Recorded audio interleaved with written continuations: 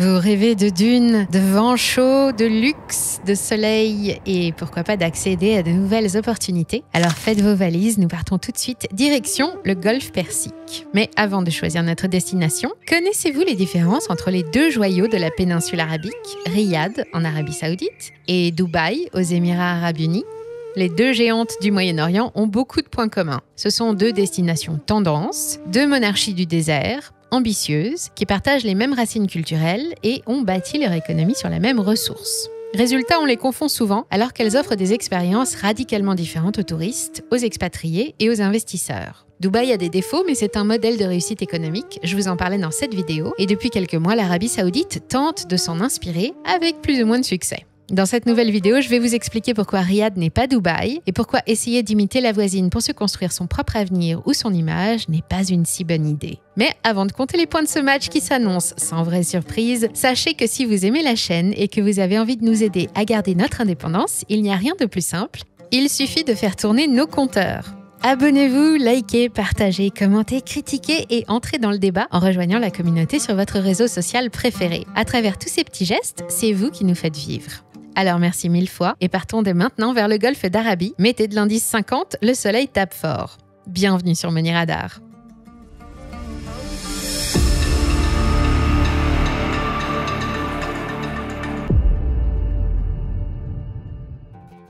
Je ne présente plus Dubaï, je l'ai déjà fait dans cette vidéo il y a quelques semaines. En l'espace d'une génération, l'ancien village de pêcheurs s'est métamorphosé en une mégapole scintillante au bord du golfe Persique. Dubaï incarne l'audace, le luxe et l'opulence. Un royaume où les archipels sont façonnés par l'homme, où les marinas défient une nature hostile et où le ciel est à portée de main depuis le sommet vertigineux de l'emblématique Burj Khalifa et ses 828 mètres de hauteur.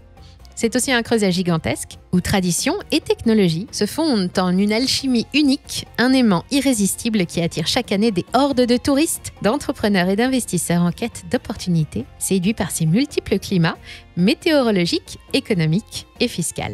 Au sein de la Confédération des Émirats Arabes Unis, Dubaï brille de mille feux. Deuxième émirat le plus influent, c'est le poumon économique du pays, juste derrière Abu Dhabi, centre du pouvoir politique. Et depuis 2 ans, son aura a encore grandi. Elle est devenue le refuge de milliardaires russes et chinois. Elle est aussi de plus en plus chère, de plus en plus riche, et elle fait partie des territoires les mieux gérés au monde. Son histoire et son succès inspirent les dirigeants d'autres pays ou d'autres territoires qui cherchent des solutions efficaces pour développer leur propre économie et la prennent pour modèle. Et parmi eux, il y en a un qui aimerait bien que son royaume connaisse le même destin doré que sa voisine. C'est Mohammed Ben Salman, actuel Premier ministre et prince héritier de l'Arabie Saoudite. Pourquoi pas ? Après tout, l'immense royaume saoudien a déjà quelques points communs avec sa petite voisine. D'abord, ils sont tous les deux situés dans la même zone géographique et doivent composer avec le même climat désertique. Tous deux partagent le même mode de gouvernance monarchique et les mêmes racines culturelles et religieuses. Elles ont toutes les deux de grandes ambitions, aspirent à se construire un avenir pavé d'or et leur développement s'est basé sur une ressource commune, le pétrole. Mais là s'arrête la ressemblance, car partie au même moment, l'une a atteint le grade d'économie émergente, pendant que l'autre a été propulsée économie avancée depuis bientôt 10 ans. Alors, pourquoi une telle différence ? D'abord, pour des raisons économiques. L'Arabie Saoudite est un vaste territoire qui regorge de pétrole, de gaz naturel, mais aussi de phosphate, de cuivre, de zinc, d'or et de terres rares qu'elle n'exploite quasiment pas. Pendant que de son côté, Dubaï n'est pas plus grande que la Haute-Corse et dispose de ressources limitées.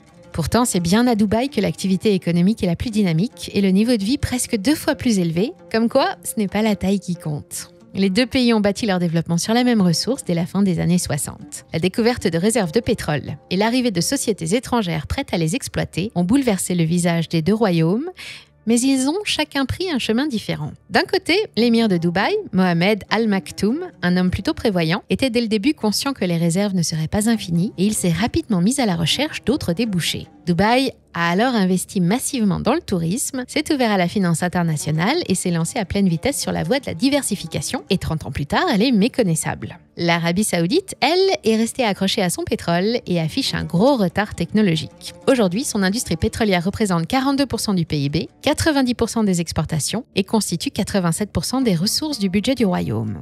Pendant que les plus grosses sociétés du monde exercent dans les secteurs de la finance et de la tech, la plus grosse société saoudienne, Saudi Aramco, est aussi la plus grosse pétrolière du monde. Sans compter qu'à l'heure de la transition énergétique et face à l'épuisement progressif des réserves, le royaume saoudien doit se trouver d'urgence une autre source de revenus. Pour s'inspirer, il n'a pas fallu aller chercher bien loin. De l'autre côté de la frontière avec les Émirats arabes unis, les Russes sont animés d'une foule cosmopolite qui se déplace en bolide d'exception, qui dépense sans compter aux caisses des magasins et des innombrables attractions de Dubaï, et qui séjournent à l'année dans des palaces flottants, le tout presque sans impôts. On ne peut que saluer les efforts de l'Arabie saoudite pour tenter de ressembler à sa voisine avec le plan Saudi Vision 2030 mis en place en 2016. Parmi les mesures retenues pour préparer l'après-pétrole, exploiter les autres ressources naturelles, rattraper les retards technologiques et le tout grâce à son nouveau moteur, le tourisme. Pour ça, les Saoudiens s'activent pour doter leur pays d'attractions uniques à la hauteur de celles qui ont fait le succès de Dubaï. Entre l'extension de l'aéroport Jeddah 2 et la construction de la Kingdom Tower censée concurrencer respectivement l'aéroport Al Maktoum et la Burj Khalifa, ou The Line, le projet NEOM qui doit faire entrer l'Arabie saoudite dans l'ère de l'hypermodernité, MBS dépense ses pétrodollars et ses pétro-yuan sans compter, mais aussi sans succès. L'impressionnant projet The Line a été imaginé pour attirer l'élite financière du monde et se veut encore plus futuriste et extravagant que Dubaï. Une cité de 500 mètres de haut, 200 mètres de large et 150 km de long intégrée dans le désert, sans aucune route, mais équipée de toutes les technologies de pointe et entièrement alimentée aux énergies renouvelables. The Line va coûter 1400 milliards de dollars, le PIB de l'Espagne. En 2030, elle devrait recevoir 1,5 million d'habitants parmi les plus riches et les plus influents du monde, puis jusqu'à 9 millions à la fin des travaux. Elle sera alors devenue un nouveau centre économique et financier majeur au cœur du Moyen-Orient. Enfin ça, c'est le projet, parce que dans la pratique, The Line ne pourra finalement accueillir que 300 000 habitants en 2030 dans les seuls 2,4 km qui auront déjà été construits sur les 150 prévus. La longueur de la ville a d'ailleurs été revue à la baisse, sans qu'on sache encore de combien exactement. Le titanesque chantier de la Kingdom Tower, une prouesse architecturale de 1600 mètres de haut, a été plusieurs fois interrompu faute de financement et face à de gros problèmes techniques liés à la hauteur démesurée de l'édifice. La reprise des travaux est prévue pour cette année, mais la tour ne culminera finalement qu'à 1100 mètres. Et ce ne sont pas les seuls projets pharaoniques en cours sur le planning de MBS, lancé tête baissée dans une course à la modernité et à la démesure avec sa voisine. Il dépense des fortunes pour doter le royaume de curiosités architecturales et de constructions d'exception chargées d'attirer les touristes. Le méga-cube de Riyad, le complexe hôtelier Epicon, la station de ski de Trojena et son lac artificiel, en tout une dizaine de méga-projets sont en cours, financés pour la plupart par des membres de la famille royale, mais à ce train-là, la marge de manœuvre se réduit rapidement. Et surtout, ça ne marche pas. Pour le moment, les touristes, les cadres sup et les millionnaires ne se bousculent pas à la frontière. Rien à faire. Non seulement le nouvel aéroport à Jeddah, conçu pour accueillir 120 millions de passagers par an, ne tourne qu'à 20% de ses capacités, en plus, il apparaît régulièrement deuxième dans les classements des pires aéroports du monde. Alors pourquoi ? C'est que, comme je l'ai dit, l'Arabie saoudite et Dubaï sont en réalité très différentes l'une de l'autre, et pas seulement par leur taille ou sur le plan économique. Il y a aussi l'image. Aux yeux du grand public, Dubaï est un territoire cosmopolite aux industries de pointe déjà développées, peuplé de 90% d'étrangers qui jouissent d'une grande liberté dans leur quotidien ou pour faire des affaires. L'Arabie saoudite, elle, a fait de mauvais choix marketing. Elle est toujours perçue comme un pays aux mœurs conservatrices et source de beaucoup de controverses. Absence de divertissement, liberté d'expression ou de religion muselée, la peur d'un système judiciaire très strict en cas de problème, la place de la femme au sein de la société, les raisons ne manquent pas de refroidir les touristes potentiels. Les habitants ou les visiteurs doivent se soumettre aux normes culturelles et religieuses en usage, comme le respect de la période du jeûne, durant laquelle il ne faut ni manger, ni boire, ni fumer en public, et la vente d'alcool est toujours interdite dans le royaume. C'est pourquoi la majorité des 100 millions de touristes accueillis en 2023 sont surtout venus d'Asie et du Moyen-Orient pour des motifs religieux. Malgré tous ces efforts, le royaume saoudien n'est toujours pas reconnu comme une vraie destination touristique, alors que Dubaï bénéficie d'une aura inégalable, une image de destination de vacances luxueuse qu'elle affiche fièrement à l'international avec sa compagnie aérienne Emirates, considérée comme l'une des meilleures au monde.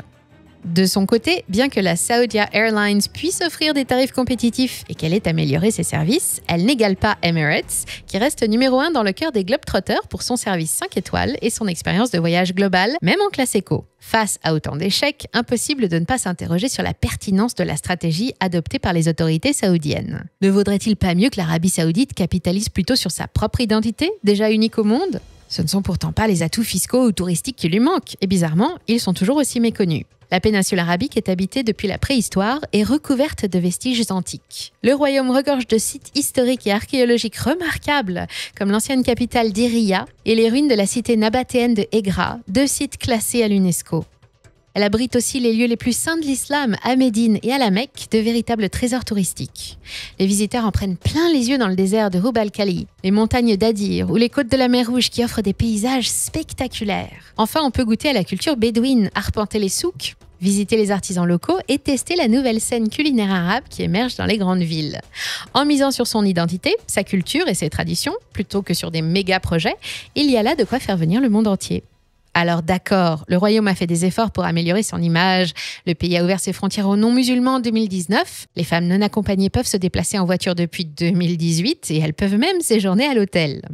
La kafala, sorte de code du travail, s'est lui aussi dernièrement assoupli en faveur des travailleurs qui peuvent désormais quitter le pays sans l'accord de leur employeur. Et le code vestimentaire à l'usage des visiteurs s'est lui aussi allégé. Mais on est encore loin de l'ambiance festive et du climat commercial intensif qui règne à Dubaï, plus libre, plus moderne et plus mature. Quoi qu'il en soit, l'Arabie Saoudite a le potentiel, mais son chemin vers la diversification et la modernisation sera forcément différent de celui de Dubaï. C'est en embrassant son identité unique et en trouvant le juste équilibre entre tradition et ouverture que l'Arabie Saoudite du 3e millénaire pourra créer sa propre success story. Et vous, que pensez-vous de l'avenir de l'Arabie Saoudite? Est-ce que vous connaissez déjà le coin? Et seriez-vous prêt à aller le visiter? J'attends vos avis et commentaires sur le sujet. Et comme d'habitude, si j'ai oublié quelque chose, n'hésitez pas à compléter. Si cette vidéo vous a plu, pensez à cliquer sur j'aime et à la partager. Et pour faire durer un peu le plaisir, rejoignez la communauté Money Radar sur votre réseau social préféré. On vous attend. Merci à toutes et à tous pour votre fidélité. Prenez soin de vous et je vous dis à très bientôt sur Money Radar.